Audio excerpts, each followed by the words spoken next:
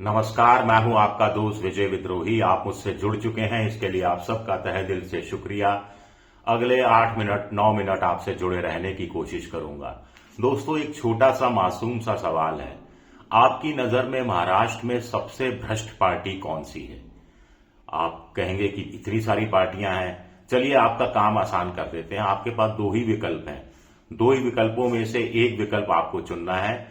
सबसे भ्रष्ट पार्टी महाराष्ट्र में कौन सी है? देवेंद्र फडणवीस नरेंद्र मोदी वाली बीजेपी है या अजीत पवार वाली एनसीपी है? ये एक बड़ा सवाल उठ रहा है महाराष्ट्र में, और इसका मैं खुलासा करूंगा कि ये बीजेपी के लोग और अजीत पवार के लोग ही ये कह रहे हैं।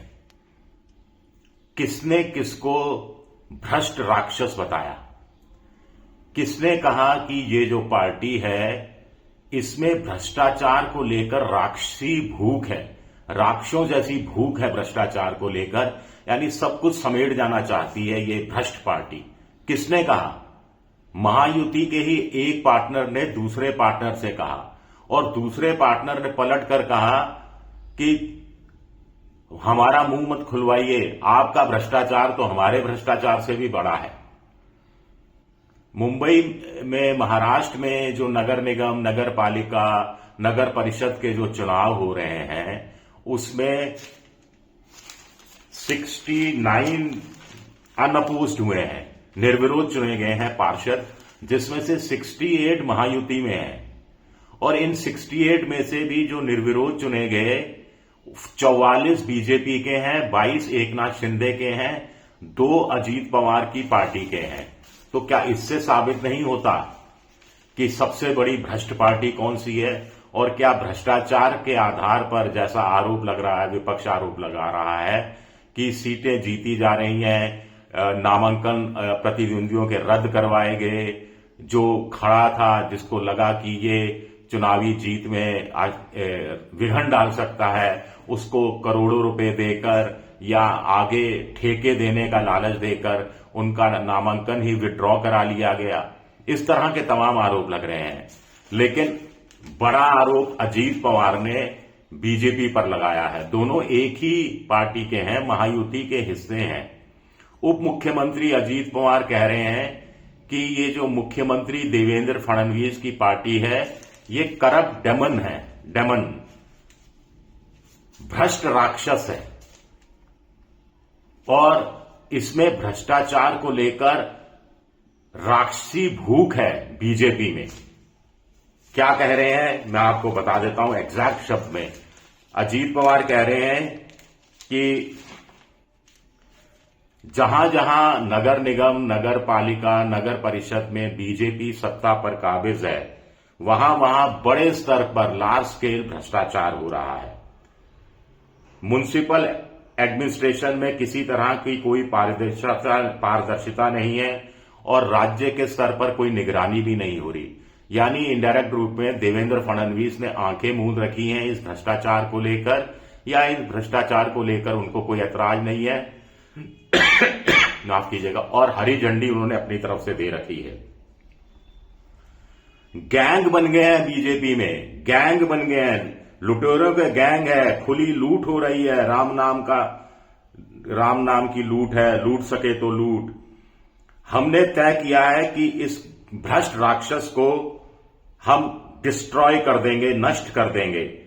बीजेपी में करप्शन को लेकर, भ्रष्टाचार को लेकर एक राक्षसी भूख दिखाई देती है। अब इसका जवाब सुनिए। रविंद्र चौहान जो बीजेपी के प्रदेश अध्यक्ष हैं वो कह रहे हैं कि भाई एनडीए के ही साथी हैं, महायुति के ही साथी हैं, तो उनको सोचना चाहिए कि किस तरह के आरोप वो लगाने चाहिए, नहीं लगाने चाहिए। अगर हमने जवाब देने शुरू किए तो आप मुसीबत में फंस जाएंगे, आप यानी अजीत पवार मुसीबत में फंस जाएंगे। आपको इस बात की जानकारी होनी चाहिए। तो चेतावनी दी जा रही है क्या? क्योंकि बीजेपी के प्रधानमंत्री ने ही चुनाव में रैलियों के दौरान 70,000 करोड़ के घोटाले का आरोप लगाया था, और उसके 2 दिन बाद ही उप मुख्यमंत्री अजीत पवार को बना दिया गया था। तो क्या अब रविंद्र चौहान कह रहे हैं कि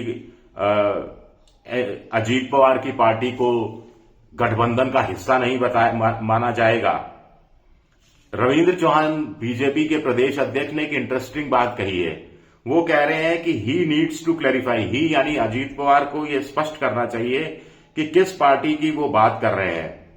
क्या वो उस पार्टी की बात कर रहे हैं जिसका नेतृत्व प्रधानमंत्री नरेंद्र मोदी कर रहे हैं, या उन पार्टी की बात कर रहे हैं जो कि मुख्यमंत्री देवेंद्र फडणवीस के तहत काम कर रही है? ये बड़ा लोडेड सवाल है। लोडेड सवाल इसलिए है कि क्या रविंद्र चौहान को भी कहीं ना कहीं लग रहा है कि आरोपों में कुछ दम है, लेकिन निशाने पर प्रधानमंत्री को नहीं लिया जाना चाहिए? उनका क्या लेना देना महाराष्ट्र में अगर नगर निगम, नगर पालिका, नगर परिषद में काबिज जो बीजेपी के महापौर हैं, काउंसलर हैं, पार्षद हैं, चेयरमैन हैं, वो अगर खा रहे हैं और दबा के खा रहे हैं, तो वो तो देवेंद्र फडणवीस के तहत आता है। देवेंद्र फडणवीस को एक्शन लेना चाहिए। क्या ये बात इनडायरेक्ट रूप में बताने की कोशिश की जा रही है? अब देखिए, आंकड़े जहां तक बताते हैं, इस बारे में थोड़ा सा और बताऊंगा। ये 893 इलेक्टोरल पैनल्स हैं अभी चुनाव मैदान में। 2869 सीटें हैं, 15,931 उम्मीदवार हैं, लेकिन 32,427 ने नॉमिनेशन भरा था, जिसमें से 24,471 का नॉमिनेशन वैध माना गया। लेकिन इन 24,771 में से 8,840 ने अपना नॉमिनेशन विड्रॉ कर लिया। यानी जितने लोग चुनाव मैदान में खड़े थे 24,000, उसमें से 8,000 अपना नॉमिनेशन ही विड्रॉ कर लेते हैं। हर तीसरा उम्मीदवार अपना नॉमिनेशन विड्रॉ कर लेता है। तो किसी दबाव में किया गया, किसी लालच में किया गया, डरा धमका के ये किया गया, या नॉमिनेशन भर लिया लेकिन कुछ पैसे खा लिए और बैठ गए। और पैसे खा लिए तो जिसने पैसे खिलाए उसने क्यों पैसे खिलाए? फिर जो निर्विरोध जीते हैं 69 में से 68 महायुति से ही क्यों है? और इस 68 में से बीजेपी से 44 क्यों है? एकनाथ शिंदे से 22 क्यों है? यह भी अपने आप में बड़ा सवाल उठता है।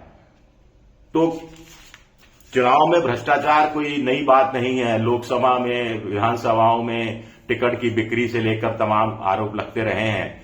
लेकिन नगर निगम, नगर पालिका और नगर परिषद में महाराष्ट्र में इस कदर लूट मचना और बीजेपी के एक पार्टी पर उन्हीं का सहयोगी संगठन भ्रष्ट राक्षस की संज्ञा दे दे बीजेपी को, ये कह दे कि भ्रष्टाचार को लेकर बीजेपी में एक राक्षसी भूख है, तो फिर क्या कहा जाए? प्रधानमंत्री तो कहते रहे हैं ना खाऊंगा ना खाने दूंगा।